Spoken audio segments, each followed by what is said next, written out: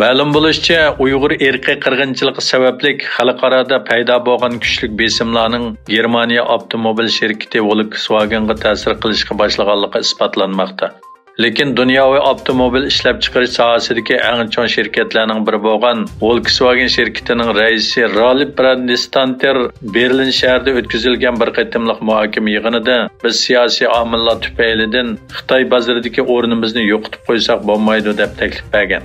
Bundan ilgari ular mazkur shirkatning Uyg'ur diyorida zavod qurganligini oqlab, o'zlarining zavodda hech qanday majburiy emgak mahsulotining mavjud emasligini ta'kidlagan.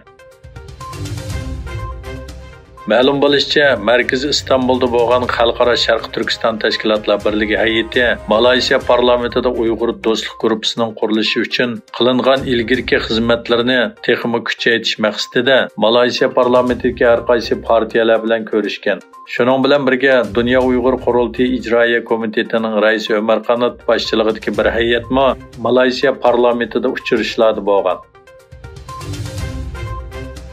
Yaponiya hukumati Xitoyning Hind-Tinch okean rayonidagi ta'sirini tamponlashtirish ustida izlanib, Yevropa va Tinch okeandagi davlatlar, shundaqla Amerika bilan bo'lgan hamkorlikni kuchaytirish uchun bir qator harakatlarni olib bormoqda. Nikkei Osiyo taratqusining xabariga qaraganda, Tokio hukumati Yaponiyaning 2022-yili Avstraliya va bu yil Angliya bilan imzolagan mudofaa ziyorat kelishimiga qo'shilgan.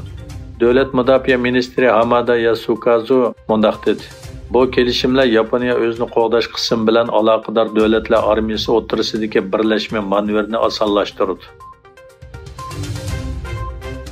Amerika davlat ishlari kotibi Antony Blinken, Rossiya tashqi ishlar ministri Lavrov bilan Hindistonning poytaxti Yangi Dehlida o'tkazilgan 20 davlat guruhi boshliqlar yig'inida uchrashishi Washingtonda talash-tortish qo'zg'adi.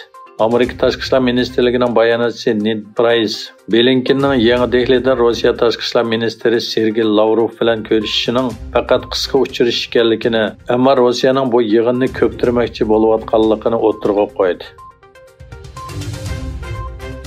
Amerika parlamentining yuqori kengash palatasi Amerika davlatlik istixborot bosh idorasidan Xitoy virusining kelib chiqishi to'g'risidagi axborot uchurlarini omma bilan o'rtoqlashishni talab qiladigan qonun loyihasini ma'qulladi. Cumhuriyetçiler Partisining kengash palata a'zosi Josh Hawley va Mike Brown o'tirg'a qo'ygan bu qonun loyihasi birdek ma'qullandi. COVID-19 virusining Wuhan virus tadqiqot o'rnidan kelib chiqqan bo'lishi mumkin deb qarashning asosi borligi o'tirg'a qo'yilgan bu qonun loyihasida istixborot idorasi virusning kelib chiqishi to'g'risidagi uchurlarni omma bilan o'rtoqlashishga chaqirdi.